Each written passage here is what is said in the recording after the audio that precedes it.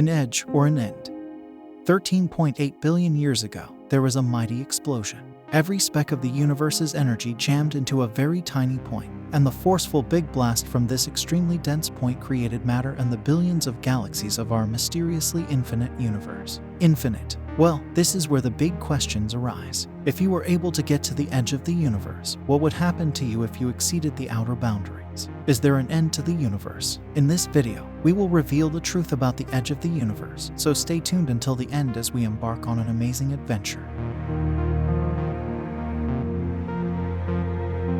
In 2009, the European Space Agency launched a space observatory called Planck to study the properties of the universe as a whole for what should mark the totality of the edge of the universe. But only its components were confirmed: the dark energy, the dark matter, free hydrogen and helium, stars, neutrinos, and heavy elements. It lacked success in its main task to measure the afterglow of the explosive Big Bang that originated the universe 13.8 billion years ago.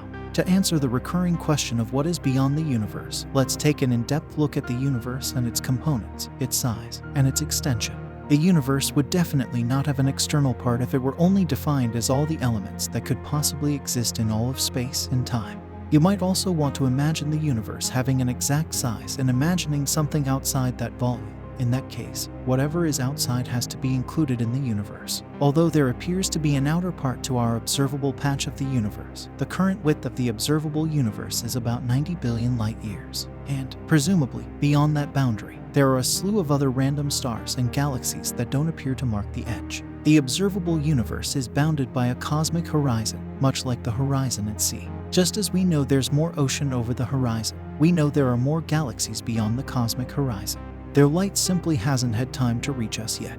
This tells us that our universe could be either finite or infinite in extent, as we only know that its physical size must be greater than the portion we can observe. The evidence as to whether our universe encompasses all that exists, or whether it's only one of many universes making up a multiverse, is not concrete. Now, I know you want to jump to conclusions already with the answers to the questions asked earlier, but you might want to grab a glass of water and continue as we unravel this mystery. Nevertheless, we could resolve that the universe has an edge, not in space but in time. Now you ask, how? The Big Bang occurred at a known, finite time in the past, 13.8 billion years ago, though with an uncertainty of less than 1%. This is because there's an edge to how far away we can see.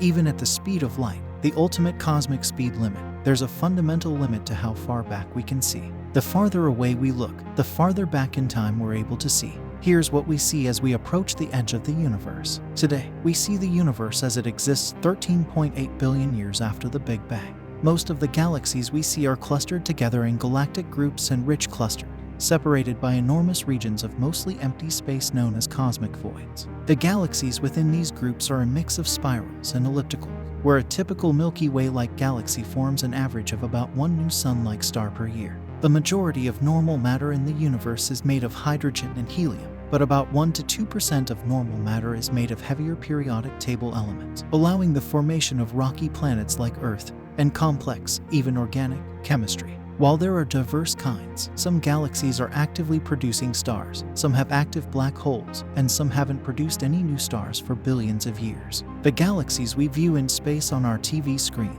our laptop, and our PC are large, evolved, and clumped together. Since there has not been a concrete resolution to the identification of the edge of the universe in space, could there be a possibility that this is a resultant effect of the expansion of the universe? In other words, does the universe expand? Well, yes. In the 1920s, astronomer Edwin Hubble discovered the universe was not static.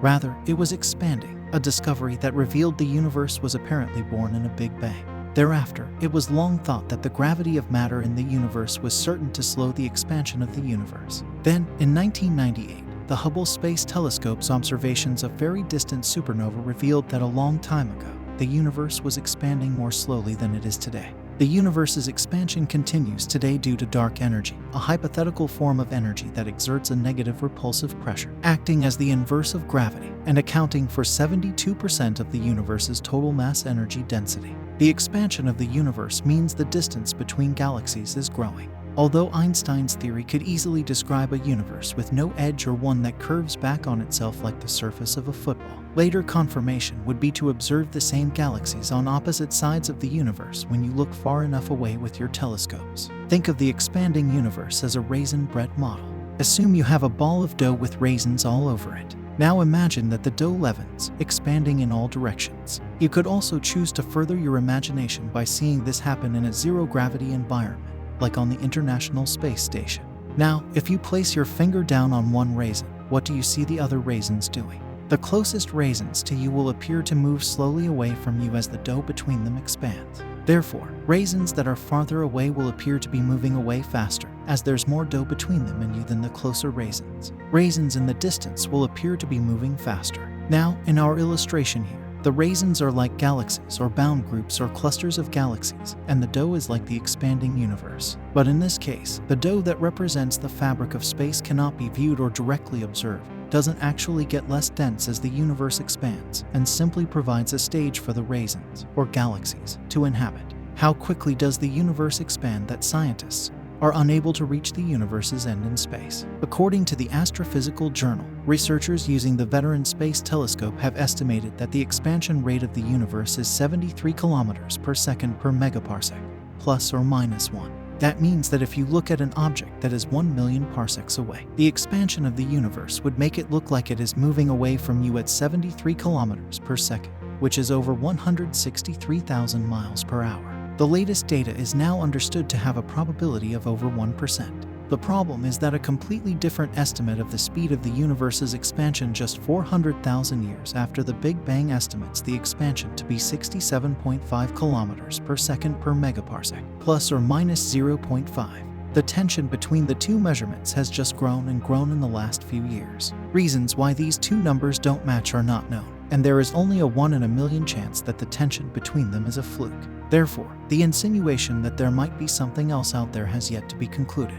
Researchers have tried to measure the universe's current rate of expansion in two primary ways: by measuring distances to nearby stars and by mapping a faint glow dating back to the infant universe. These dual approaches provide a way to test our understanding of the universe across more than 13 billion years of cosmic history. But these two methods reduce the universe's current expansion rate by about 8%.